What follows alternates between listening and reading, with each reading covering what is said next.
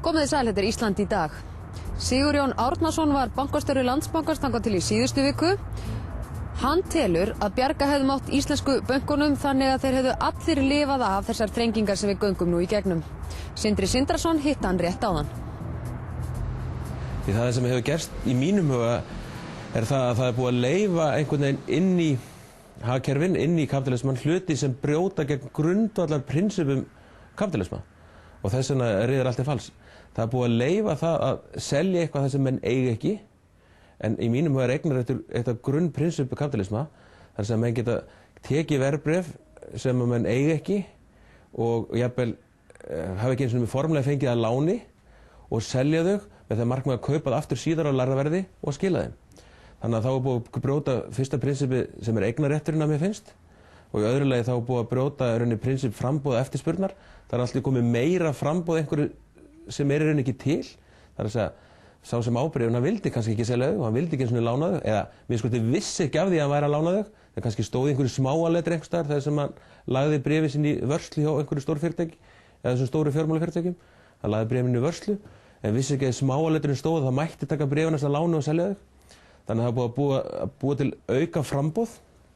Og í þriðja lagi þá hef ég alltaf skilið svona kapítalisma út að hann gengi út á það að ef maður væri duglegur og klár eða nýjungar geti gert einhvern veginn betri vöru eða betri þjónustu eða þá ódýrari sambærilega vöru eða sambærilega þjónustu, og ef maður leiði hart að sér þá myndi maður ná árangri. En nú er búið að búið til nýtt kerfi sem að gengur út á það að skortselja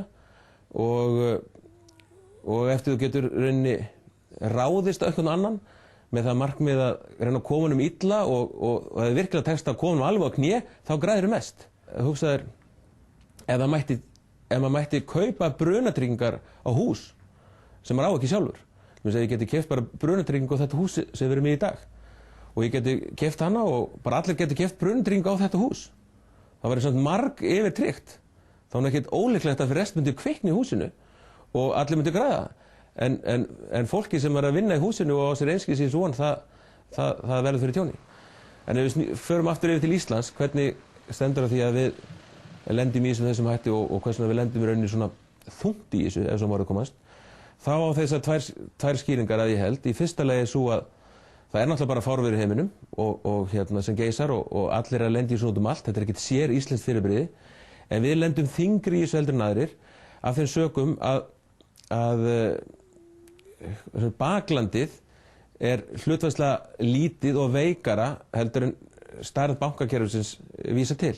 Við eðlilegar aðstæður hefði maður haldið að það verið eðlilegt að svona þessar vinaþjóðir okkar og þessi vestræn heimur sem við höfum tilheyrt, við eðlilegar aðstæður hefði þótt, mér hefði þótt í rauninni eðlilegt að þeir kæmu rauninni Seðlabanki Íslands til stuðnings alveg á sama hátt og menn voru að koma hinum norðanverðu þjóðunum til stuðnings. En hvers vegna gerðu menn það þá ekki? Mig hefur grunað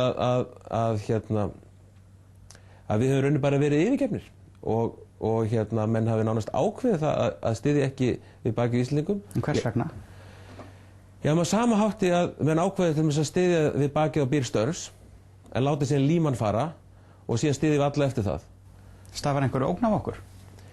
Já, það er alveg klárt að það stafaði að evrópsku bankakerfi stafaði þetta ákveðin ógn af íslensku bönkum, vegna sem íslenski bankar voru komið með business model sem var erfitt að keppa við. Það er að segja innlánataka gegnum netið á ákaflega ódýran máta sem að þeir bankar sem eru með mikið af gömlu kerfum og stór útibúið net sem er dýrt að reka og svo framvegis eiga erfitt með að keppa við. Það er klárt.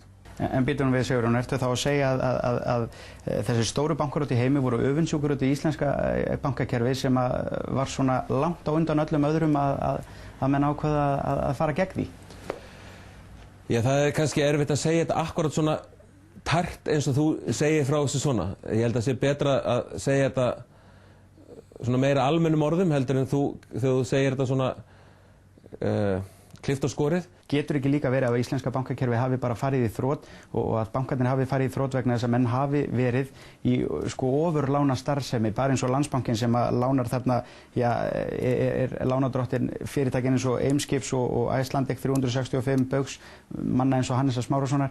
Þetta hljóta að vera stóru mistökin samt hjá banka eins og Landsbankanum. Ég held að sé ekki alveg rétt hjá að tólka þetta svona. Ég held að það sé þannig að hvað allt íslensk bankakerfi varðar, þá hafa menn lánað til ýmissa aðila sem hefur mismunandi vel hvernig menn hefur gengið. Það er náttúrulega ákveðin ólán sem hafa átt sér stað varðandi ákveðin aðila. Í meginatriðum þá voru hlutirnir í lagi. Íslendingar voru ekki komnir í þá stöðu að þetta væri allt ómögulegt sem allir voru að gera. Þetta voru ákveðin aðilar búin að gera ákveðin mistök, en í stóru myndinni var tjónið ekki neitt óbærilegt. Hins vegar í dag, eftir að þetta allt búið að gerast, þá myndast mikil tjón í bankakerfinu. Bankakerfið svona svipað bara eins og, kannski bara eins og frystikista, sko. Það sem öll lánin liggja í frystikistunni eða sem bara eins og matur, sko, og allt í góðu lagi, með rafmagnið á og allt bara lítur mjög vel út í góðu lagi. En þú tekur úr sambandi, þá líður ekki langur tími þangað til að allt ónýtt. En þú hlýtur samt að taka einhverja ábyrgð á þig og að bankin hefði kannski verið tilbúnari til að taka þessa niðursveiflu ef að þið hefðu ekki farið svona ofsalega geyst. Eins og ég segi, sko, það allt bara spurning það hvort að bankarnir hugsa hratt eða baklandi ógsa hægt. Þetta spurning það. En af hverju fóruð þið þá ekki bara út með bankan ef að baklandi var svona unnt? Nei, það stóð aldrei til í mínum huga. Eina sem við börðumst við núna í heilt ár var þetta að flytja til útlanda. Það var það að koma, sem var náttúrulega í útlöndum ákveðin hátt, að koma innlánsreikningu okkar fyrir í Bretlandi. En það tókst ekki vegna þess að Bretlandi voru ótrúlega ósveiglegir gagnvart okkur í því máli að okkur fannst. En það var það sem við vorum helst að reyna að flytja til útlanda. Hvenær föttuð þið að Icesave væri orðið allt of stórt og hvernig datt ykkur í huga að gera íslenskan almenning ábyrgan fyrir öllum þessum innlánum? Í fyrsta lagi þá engin tímapunktur þar sem við föttuðum eitt né neitt, ef þú vilt nálgast að þannig. Heldur miklu frekar það að íslenski bankar gerðu sér grein fyrir því 2006, best að orða það þannig. Íslenski bankar gerðu sér grein fyrir því 2006 í þeim mín-íslenskrísum sem það átti sér stað, að þeir gætu ekki starfað til lengri tíma séð og treyst eingöngu á heildsölu innanmarkað. Þeir yrðu einhvern veginn að afla sér fjármagns með öðrum hætti. Og á þeim tímapunkti voru innistæðu tryggingarsjóður eitthvað sem að enginn velti fyrir sér hvernig raun veru væri og var ekki mikið umræðin í neinu landi. Bretar hafa komið málum þannig fyrir að í mínum huga þá uppfylla þeir valla grunnskilyrðin svona varandi fjármagnsflæði milli landa, því þeir hafa þannig að ef þú ert í dótturfélagi þá máttu ekki láta peningarna streyma milli landa, eins og þarf til þess að vera með eðlilega fjárstýringu, eins og rauninni bara eðlilegasta skipulag þegar maður annar borð að reka svona alþjóðlega banka. Þannig að þeir voru með kröfun það að ef við værum með þetta í dótturfélagi þá gætum við ekki notað rauninni peningar til þess að fjármagna starfsemina hvar sem heiminum, eins og bankar almennt sér þurfa. Og það ástæðan fyrir því að þetta lá í útibúakerfi og það ástæðan fyrir því að mjög margir erlendir bankar einmitt í útibúakerfi í Bretlandi, en í öðrum löndum, eins og til dæmis í Luxemburg og Þýskalandi og Hollandi og flestu löndum, þá ekkert vandamál að vera í dótturfélögum. Síðan þegar að menn umræður urðu innistæðutryggingar og þá óskum við eftir því að reyna að komast yfir í dótturfélagformið, en þá þurftum við að fá auðvitað ákveðnar tilhliðranir til þess að það væri hægt og hvernig við gætum þá komið á jafnvægi milli eigna og skulda hjá þeim þannig á ásættanlegan hátt án þess að það myndi hafa áhrif á aðra lánastarfsemi bankans eða fjármögnun bankans, það að segja. En hvað viltu segja við fólk sem ofsalega reitt yfir því hvernig núna komið fyrir bara þjóðin út af þessu máli þetta máli náttúrulega miklu stærra heldur en þetta Icesave mál. En það var nú sinn þátt í þessu? Það mjög lítill hluti af heildarmyndinni. Ég ekki viss að það sé allir búin að átta sig á stærðargráðunni á öllu sem hér ræðir. Það ekki það að þessi geti nægar eignir í Landsbankann til þess að standa undir þessu. Það eru allar til og miklu meira að sjálfsögðu.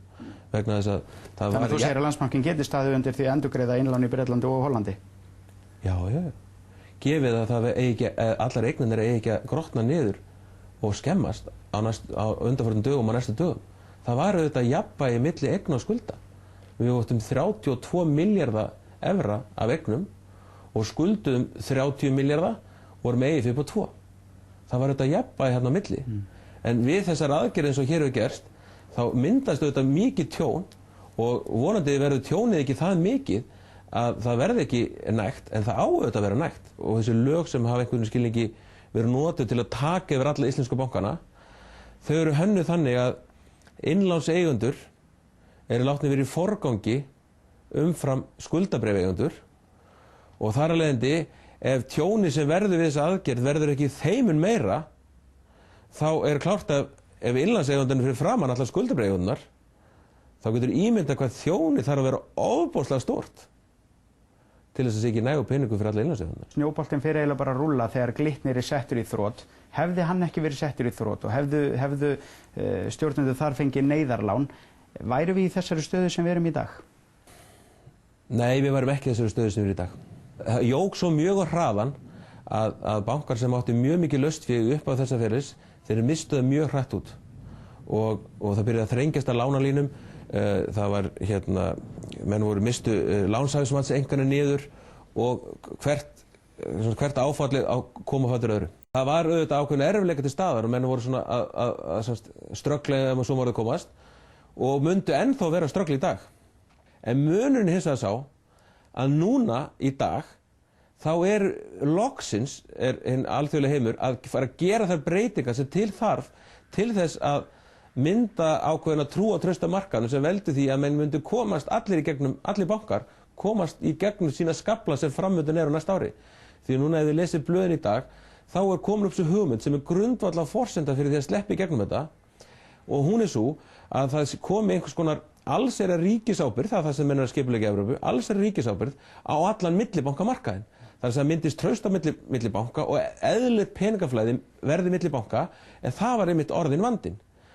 Þannig ef við hefðum náð að koma okkur inn í það að vera ennþá á lífi, eins og maður komast, við erum náttúrulega lífi á Íslandi en erlenda starfsemin mjög illa farin, nú þá myndum við náttúrulega hafa náð að taka þátt í því og komast út úr þessu eins og ég held að flestir bankar muni gera. Það er að komast út úr þessu, það er búið að bjarga með ákveðin hátt en ekki eins og enda fyrir okkur.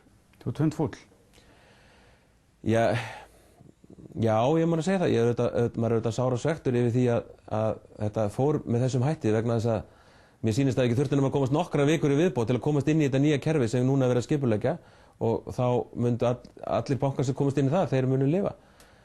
En fyrirfram að gefa sér það að allir vestræn heimur yfirgefa einhvern veginn Ísland og það að menn séu látnir út á guð og gaddinn algjörlega, menn einhvern veginn öllum öðrum hjálpað vegna þess að þessar aðstæður sem í dag eru mjög óvanlegar, þar sem allir þurfa að hjálpa að halda og ekki bara litla þjóðir og ekki millistóru þjóðir, heldur líka risaþjóðir og það einhvern veginn eðlilegt að hver styðji hvor annað til að komast í gegnum þetta og vandamál eins eru fljótt orðið vandamál annars, þá einhvern veginn í rauninni óskiljanlegt í mínum huga að þetta skuli hafa verið látið gerast. Ég bara skil það alla sjálfur að menn skuli ekki skynja það að vandamál eins vera fljótt vandamál annars. En það hafið séð að lætin hafa ekki minnkað úti í framhaldi því að þetta gerast í Íslandi. Og við getum deilt það hér á Íslandi næstu áratugina, hver gerði rétt og hver gerði rangt og svo framvegis. En það hjálpa okkur ekki áfram veginn, það mun bara draga okkur aftar. Þannig að ég held að á þessu tímapunkti þá eigi bara allir að gera sig grein fyrir því að nú þarf bara að bretta upp ermar og komast áfram. Hvar verðu þið eftir ár? Ég veit það ekki, en ég vona við verðum hér áfram bara saman og tökum viðtal það hvað kannski hefur þetta góða áhrif á alla. Það má líka líta sig svo að kannski voru við Íslendingar búin að missa okkur í taumlausri leit eftir auknum lífsgæðum sem voru fólgin í efnislegum gæðum en ekki hinum raunverulegu lífsgæðum sem að snúa því að eiga fjölskyldu og heilsu og það sem kannski er rauninni mestu máli skiptir. Kannski verður þetta okkur öllum til góðs að láta okkur átta okkur á hvað skiptir máli í lífinu og hvað skiptir ekki máli í lífinu.